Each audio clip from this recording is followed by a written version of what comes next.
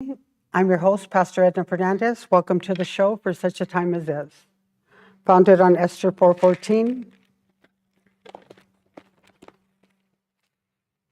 We're Esther 4:14. For if you remain completely silent at this time, relief and deliverance will rise for the Jews from another place.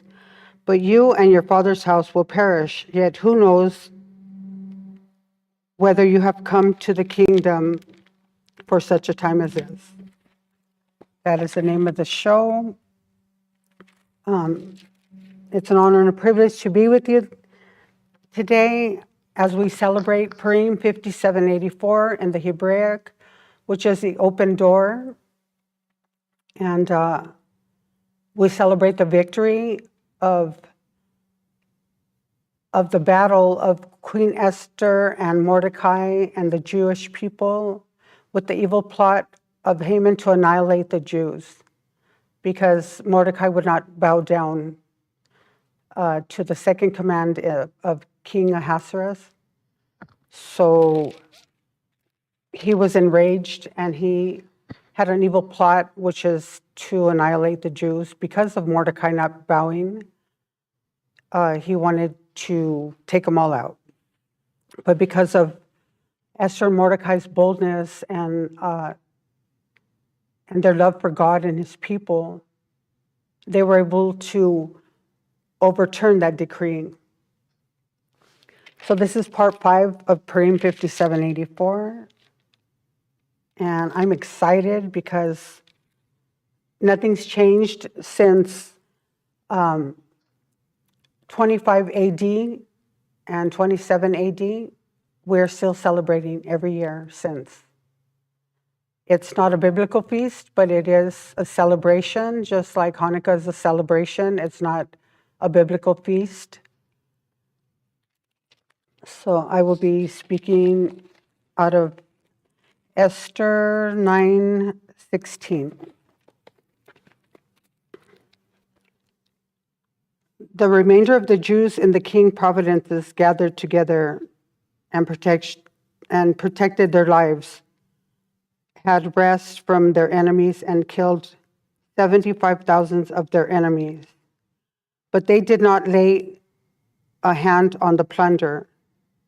This was in the 13th day of the month of Adar, and on the 14th of the month they rested and made it a day of feasting and gladness. That was the day that they celebrated the victory of what God did. This is the only book that God has not mentioned, not once, but he was moving mightily behind the scenes. 9:18. But the Jews who were in Shushan assembled together on the 13th day, as well as on the 14th and on the 15th of the month. They rested and made it a day of feasting and gladness. Therefore, the Jews of the villages who dwelt in the unwilling towns celebrated the 14th day of the month of Adar in gladness and feasting as a holiday, and for sending presents to one another. 9:20. And Mordecai wrote these things and sent letters to all the Jews near and far, who were in all the provinces of King Ahasuerus. 21. To establish among them that they should celebrate yearly, excuse me, the 14th and 15th day of the month of Adar. 22. As the days on which the Jews had rested from their enemies, their enemy was Amalek, doubt and unbelief, as the month which was turned from sorrow into joy for them, and from mourning to a holiday. And they should make them days of feasting, joy, and sending presents to one another, and gifts to the poor. 23. So the Jews accepted the custom which they had begun, as Mordecai had written to them.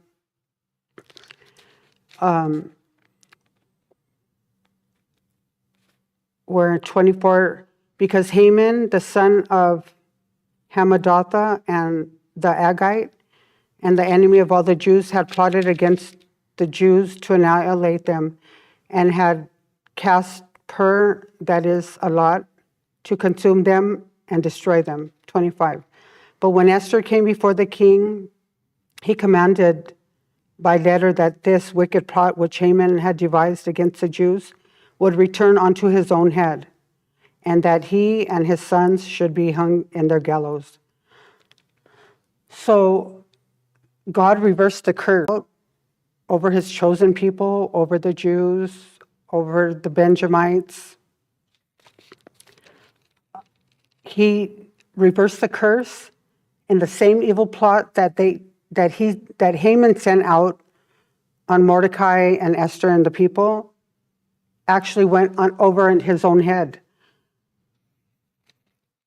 And the decree was broken because of Esther and Mordecai's obedience, that decree was overturned. And Haman and his 10 sons were hung in the same gallows that were prepared for Mordecai. So they call these days Purim, after the name Pur. Therefore, because of all the words of the letter, what they had seen concerned this matter and what had happened to them. In 27, the Jews established and imposed it upon themselves and their descendants and all who had joined them, that without fail they should celebrate these 2 days every year, according to the written instructions and according to the prescribed time. So nothing's changed. We still celebrate every year.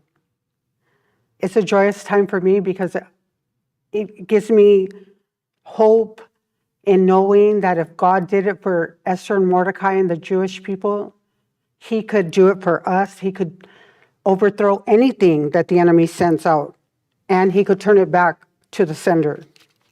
28, that these days should be remembered and kept throughout every generation, every family, every providence, and every city, that the days of Purim should not fail to be observed amongst the Jews, and that the memory of them should not perish among their descendants. 29, then Queen Esther, the daughter of Abihail, with Mordecai, the Jews, wrote with full authority to confirm the second letter about Purim. 30, and Mordecai sent letters to all the Jews and on the 127 providences and to the kings and to the kingdom of Ahasuerus, his words of peace and truth. 31, to confirm these days of Purim at an appointed time as Mordecai, the Jews, and Queen Esther had prescribed for them, and as they had decreed for themselves and their descendants concerning matters of their fasting and lamentation. 32, so the decree of Esther confirmed these matters of Purim, and it was written in the book. Now we're going to go to Esther 10. And King Ahasuerus imposed the tribute on the land and on the islands of the seas too. Now all the acts of his power and his might and the amount of the greatness of Mordecai, to which the king advised him, as they not written in the book of the Chronicles of the kings of Media and Persia. 3, for Mordecai the Jew was second to King Ahasuerus and was among the Jews and well received by the multitude of his brethren, seeking the good of his people and speaking peace to all his countrymen. And then you can also read Genesis 41:40 and 41, and Daniel 6:1 and 3. And so this is why there's a celebration every year. Lessons we can learn from Hadassah, Esther. Hadassah, which was her Jewish name, but then Esther, once she was taken into the palace, sought sound advice. Esther 2:10, 15, and 24. Hadassah was obedient, for she continued to follow Mordecai's instructions as she had done when he was bringing her up. Esther 2:20. Hadassah put the well-being of others and being right over man's laws. If I perish, I perish. Esther 4:16. Esther was loyal. She was bold. She was courageous. Esther 4:16. Esther had faith that moved mountains.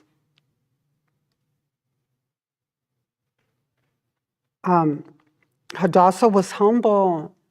She walked in the fruits of the Spirit.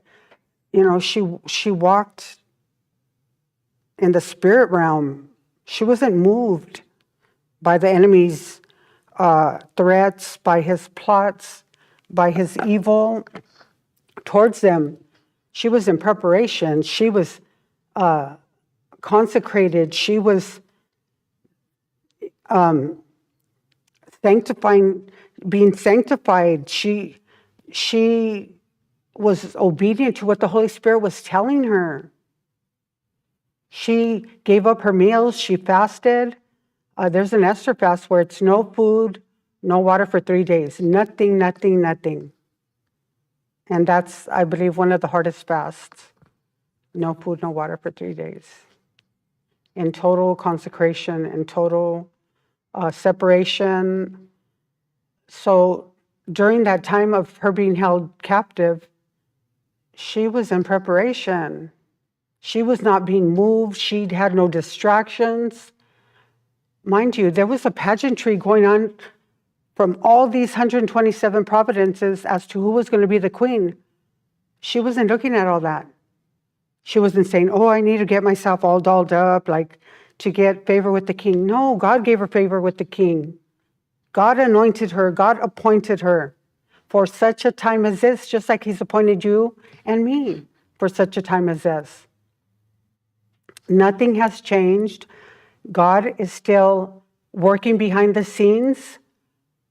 We cannot faint when the enemy comes in like a flood. We need to be eating the word.